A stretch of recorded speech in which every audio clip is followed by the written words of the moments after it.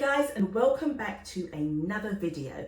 Today we are talking about 5 ways that emotional intelligence impacts your financial decisions. It impacts the choices that you make financially as it shapes us as individuals, and we're going to talk about it so that we can understand, manage and respond to our emotions from a financial context. So let's look at how emotional intelligence plays out. The first thing we're going to look at is self-awareness and spending habits, right? So recognizing what your emotional triggers are. So individuals with high self-awareness can identify their emotional triggers, such as stress or excitement, because it can lead to impulsive spending. Let me give you an example. My emotional triggers used to be food, cakes and sweet things. And so anytime I was in a stressful situation, or if I was excited about something, what would I do? I'd want to eat something sweet, something like cake or donuts or whatever it was. I could be walking past a shop and I'm like, oh, that was really exciting today. Oh, let me get myself a treat.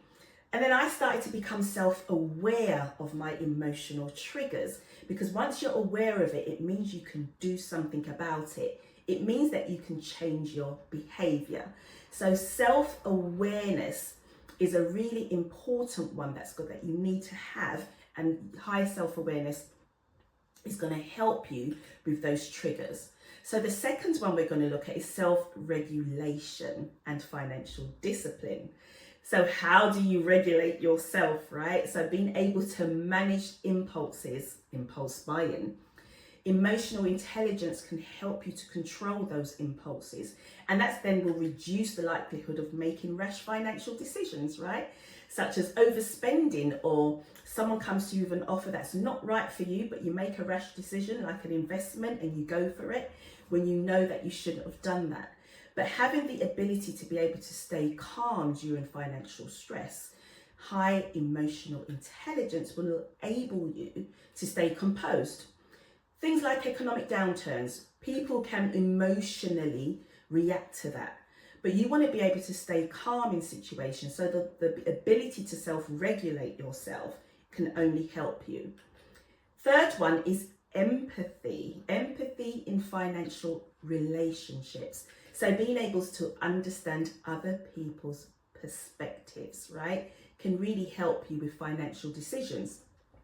It could be that as a family, or you and your partner needs to make financial decisions. It could be that you're in a business relationship, and from a business perspective, you have to make financial decisions, and you may not agree, but being able to have empathy towards the other person and maybe to see things from another perspective, that needs you to have high emotional intelligence. So that's the third one, empathy. And then the fourth one we're going to look at is how you react in social settings. So your social skills, your financial interactions, the ability to be able to negotiate, right? Being able to negotiate that better deal. Some people don't like to negotiate. So whatever they tell you, like you go to the market, or you could be abroad and you go to the market and you need to use some negotiating skills. I think my negotiating skills is down to, I've got that down to a key. Some people won't even negotiate. They'll give you a price and you'll just go with it, because you just don't have that emotional intelligence when it comes to social skills. So you want to be able to improve that, so you're able to negotiate it better. And then also from a social situation, being able to talk comfortably about finances. And it doesn't mean that you have to talk about and start talking to people and saying, oh, I've got £10,000 worth of debt. That's not what we're talking about here. But being able to talk about debt from general terms, or to be able to seek advice from people, takes an element of emotional intelligence, because you've got to be able to seek advice and then put yourself in a vulnerable situation. And that's where communities can be really, really good and helpful. And then the final one, the fifth one we're going to talk about, is motivations and goal achievement. So again, emotional intelligence can enhance your motivation, and that's only going to help you to stay focused on whatever your goals are. It could be on saving, it could be on investing, or managing your debt better. Even when you're faced with a setback, you could get some setbacks that happens, but you're going to be able to adapt and adjust your financial plans. And so it's going to help you to continue towards your progress. And it might not be that you get there as quick as you want. Maybe you have to turn to the left a bit and go right a bit. But once you're able to use your emotional intelligence to regulate your behavior, to make you more self-aware, then it's going to help you with your motivation and help you to stay disciplined to be able to achieve your financial goals. I mean, I remember when I used to, as I spoke about before, when I used to use food. That was, so my trigger, so whatever my triggers were, whenever I became stressed or whenever I had big excitements, something going on, I wanted to reach for the cakes. And it's only when I stopped and realised what was happening, I became aware about what my triggers were and how I responded to that, so the behaviour behind it. Then I looked at how I could regulate it, right? So self-regulation, how could I change what was happening and change the behaviour? So one thing I used to do was when I got excited or stressed, I'd put music on, especially if it was a negative experience. I would put uplifting music or maybe gospel music. Or maybe for you, you're a creative and doing, or not even if you're not a creative, but they say using your creative skills can also help to take away the stress.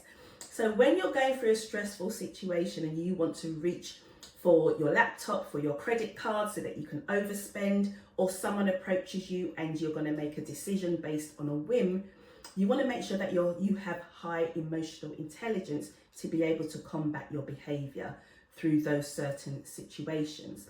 So how can we do this? How can we develop, for example, self-awareness? Well, some people practice mindfulness, but being able to pay attention to your thoughts and to how you're feeling, which is something I've worked hard on over the last few years, my bodily reactions to different situations, just being able to reflect and my thoughts and feelings about things. But to be able to do that means you've got to take some time out of your day to be able to do that. And because we live in such a fast-paced society, no one's finding time to do that, but it's important that you can do that. Find some time and just sit with yourself, feel your emotions. And maybe you have to get someone to help you to do that. So maybe you're better off getting a professional to help you to be able to do that. Or journaling, that's another thing you can do. So then you can look back at that journal and maybe there's a pattern that's built up and you can see what's happening. But whatever it takes for you to build high emotional intelligence, you want to make sure that you're doing that. So the second one is the self-regulation. How can you strengthen that? And so here we go again, it's about pausing. See that? I'm pausing. So you pause before you react. Learn to take a moment before responding, because that's also going to help you to be more thoughtful about your reactions.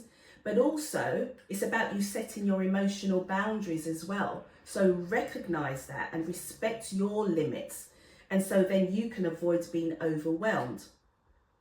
But definitely pausing before you react, because sometimes we react so quickly. So again, someone comes to you with a great investment opportunity. Pause. Don't just say, yes, this sounds really good and go with it. So let me think about it and really think about it. And then they'll probably turn around to you and say to you, you need to react now.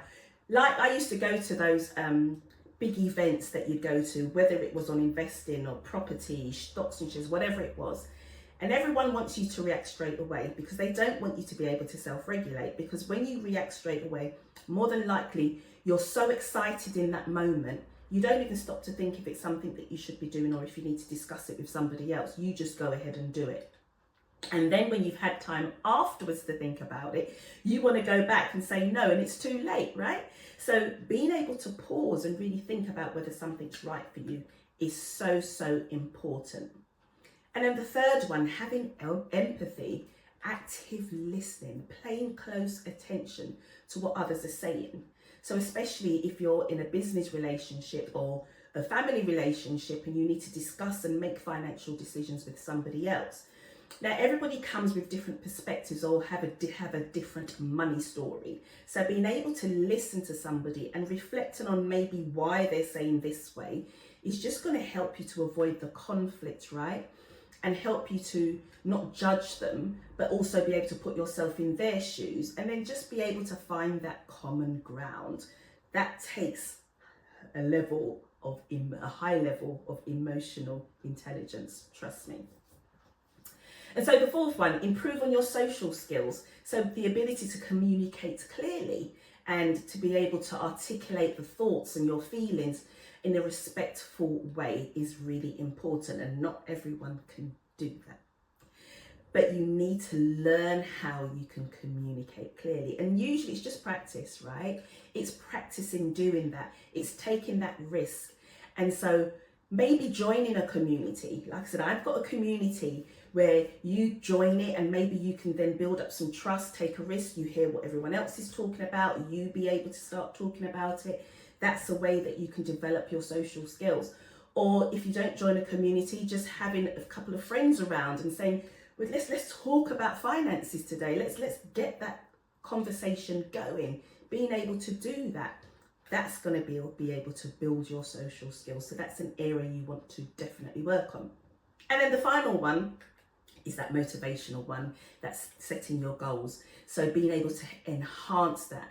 And if you set clear objectives for your personal finances, but also for your business finances or career finances, whatever that looks like, that's going to help you to stay positive, right? So set the goals first rather, and then by having the emotional intelligence to stay positive, that's going to help you to improve and to help to keep you motivated. So what you want to do is focus on your strengths and your past successes. And that's again where journaling comes in well.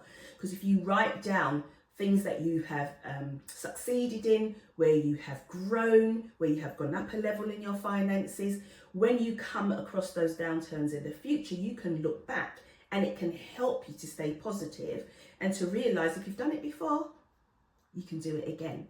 So being able to be resilient and have an optimistic mindset is what's going to drive you to success. And remember to reward yourself, reward your progress, and celebrate those small wins and document it somehow, because that's going to reinforce all the positive behaviors that you need. So emotional intelligence, really important when it comes to your finances. Thank you guys for listening to this video. I'm Jackie Stewart. You're watching on Financial Wealth Community. Now listen, please subscribe. Don't just listen and run away. Please subscribe to this. Hit that notification bell so you can see when my videos go live.